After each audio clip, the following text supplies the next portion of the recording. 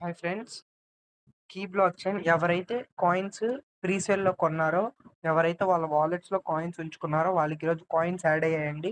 వాళ్ళు చెప్పారు గదా! మిగిలిన కాయిన్స్‌ని డిస్ట్రిబ్యూట్ చేస్తామని. అలాగే కాయిన్స్ డిస్ట్రిబ్యూట్ చేశారు. చూడండి నాకు 15.9 నాకు దాదాపు 16 కాయిన్స్ వచ్చాయి. ఎవరైతే రిసీవ్ ఎవరైతే కాయిన్స్ వాలెట్‌లో అలాగే పెట్టుకున్నారో వాళ్ళకి కాయిన్స్ వచ్చుంటాయి. అలాగే ఇంకొక అప్డేట్ ఏంటంటే ఇదిగోండి ఆహ్, రేపు స్టేకింగ్ అనమాట. రేపు ఇక్కడ చూసారా? కీ పూల్ అని. రేపు స్టేకింగ్ ఉంటది. అంటే మనం కాయిన్స్ చూడండి కమింగ్ సూన్ అని. అంటే రేపొస్తదనమాట. అంటే మనం స్టేక్ జేసుకోవచ్చు.